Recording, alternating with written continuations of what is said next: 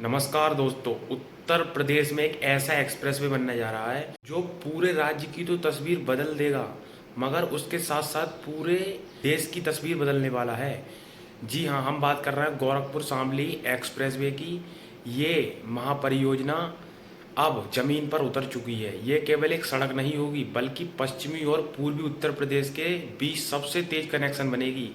अब आप सोच रहे होंगे कि गंगा एक्सप्रेसवे बहुत तेज फिलहाल अभी है, जो कि पूर्व से पश्चिम तक पूरा जोड़ता है, मगर उससे भी बड़ा एक्सप्रेसवे अब उत्तर प्रदेश की धरती पर उतरने वाला है। यह केवल एक सड़क नहीं, बल्कि पश्चिमी और पूर्वी यूपी की एक लाइफलाइन साबित होगी। और आज की इस वीडियो में हम जानेंगे इस एक्सप्रेसवे के कई महत्वपूर्ण सवाल जो आपके बीच और हमारे बीच होते हैं। तो आज हम वो जानेंगे अभी सबसे नया अपडेट क्या है, अभी किस जिले में क्या काम चल रहा है, किन शहरों को सबसे ज़्यादा इससे फ़ायदा मिलेगा और भविष्य में यह यूपी की अर्थव्यवस्था को कैसे बदल देगा। तो वीडियो को देखते रहिए, हम आपको इस सारे सवाल के जवाब देने वाले हैं इस वीडियो में। अगर आप इस वीडियो को छोड़ के भागेंगे तो आपको कुछ भी पता नहीं चल पाएगा। तो इस लिहाज से आप इस पूरी वीडियो को देखें और समझें। तो चलिए शुरू करते हैं बिना किसी देरी के।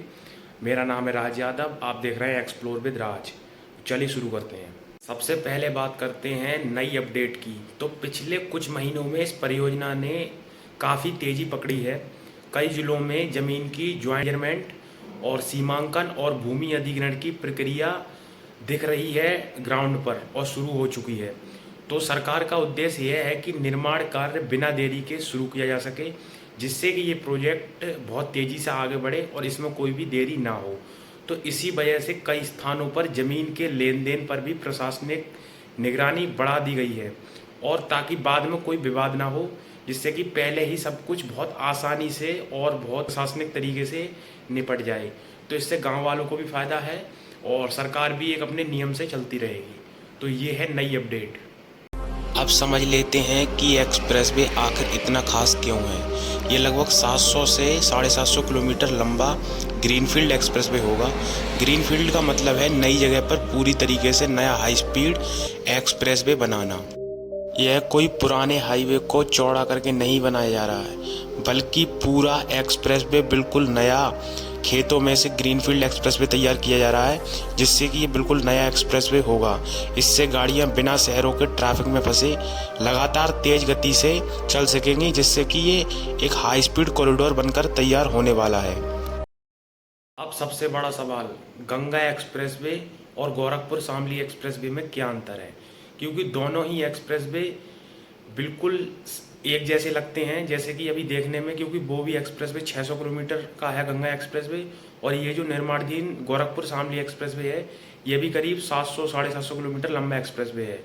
तो दोनों ही बहुत बड़े एक्सप्रेसवे हैं जो पूर्वी यूपी से पश्चिमी की यूपी की तरफ जाते हैं, जिससे कि ये दोनों बिल्कुल सेम लगते हैं, मगर दोनों एक्सप्रेसवे बिल्कुल अलग उद्देश्य पूरे करते हैं।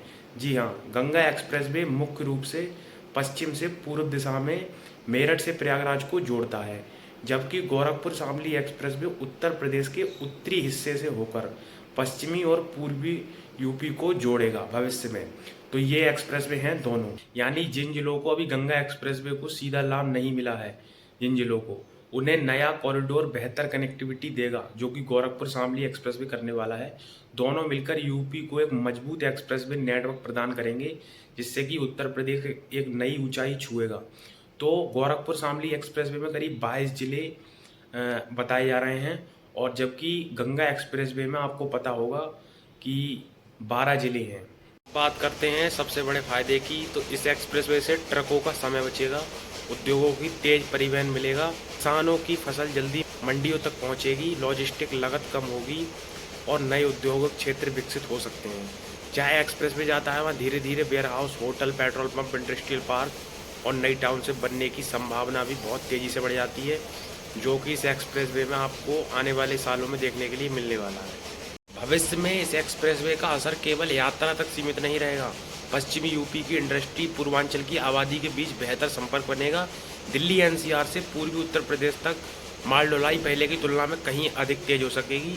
आगे आगे चलकर यह दूसरे राज्य एक्सप्रेसवे नेटवर्क से पूरी तरह जुड़ जाता है, तो पूरे राज्य में हाई स्पीड रोड नेटवर्क तैयार हो जाएगा। दोस्तों, इस समय सबसे महत्वपूर्ण बात यही है कि यह परियोजना कागजों से निकलकर जमीन पर आगे बढ़ती हुई हमें दिख रही है। भूमि अधिग्रहण और सर्वे के बाद निर्माण का रास्ता और साफ हो जाएगा। और हालांकि अभी अलग अलग जिलों में प्रगति अलग अलग स्तर पर है, इसलिए निर्माण की गति भी चरणबद्ध रहेगी। ऐसा नहीं है कि सब जिलों में एक ही तरह का काम चल रहा है और एक ही लेवल पे है, तो ऐसा नहीं है। अलग अलग जगहों पर अलग अलग हिसाब से काम चल रहा है। कहीं ज़्यादा तेज़ है तो कहीं बहुत कम है। जैसे कि बिजनौर में अभी सबसे तेज़ काम हमें देखने के लिए मिल रहा है। दोस्तों, अब बात करते हैं कि आखिर ज़मीन पर काम कहाँ कहाँ दिखाई देने लगा है। कुछ ऐसे ज़िले हैं इनमें जिनमें बहुत तेज़ी से काम चल रहा है फ़िलहाल। तो उनमें एक ज़िला है बिजनौर ज़िला। इसके सेवहारा और नीचलपुर गांव के पास जिले में कई जगहों पर लैंड मार्किंग का काम शुरू हो चुका है। खासकर सेवहारा क्षेत्र के नीचलपुर और मिलक जैसे गांव में खेतों के किनारे सीमेंट के पिलर लगाकर एक्सप्रेसवे के प्रस्तावित लाइन चिन्हित की जा रही है। इससे साफ संकेत मिलता है कि अब यह परियोजना सिर्फ फाइलों में नहीं बल्कि ज़मीन पर भी आगे बढ़ती हुई हमें दिखाई दे रही है। तो ये है बिजनौर ज़िले की अपडेट।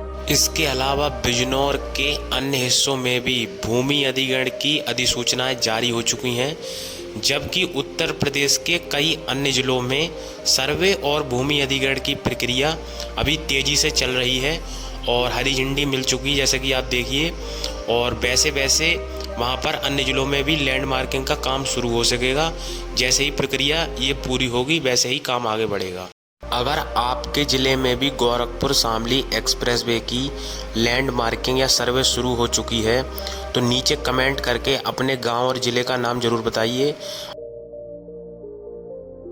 सिर्फ बिजनौर ही नहीं, आसपास के ज़िलों में भी काम देखने के लिए मिल रहा है। जैसे शामली और मुजफ्फरनगर में भी काम बहुत तेज़ी से चल रहा है। बात करें अमरोहा मुरादाबाद की तो यहाँ काम बहुत धीरे है। और बरेली और पीलीभीत में भी काम बहुत तेज़ी से आगे बढ़ रहा है, जबकि शाहजहाँपुर में भी काम थोड़ा हल्का है। और इससे आगे के जो ज़िले हैं बहराइच और गोंडा, ये सब, तो यहाँ पर भी काम बहुत तेज़ी से चल रहा है।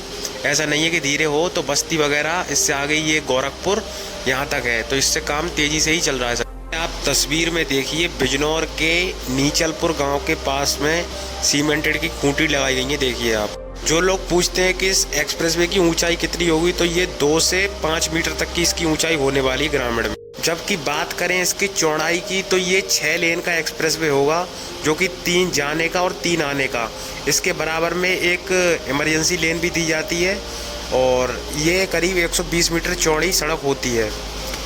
तो ये थी दोस्तों गोरखपुर शामली एक्सप्रेसवे की एक डिटेल्ड इन्फॉर्मेशन वीडियो, जिसमें मैंने आपको सभी चीज़ें बताई हैं जो आपको जाननी थी। तो प्लीज़ मेरे चैनल को सब्सक्राइब कर दें और वीडियो को लाइक कर दें।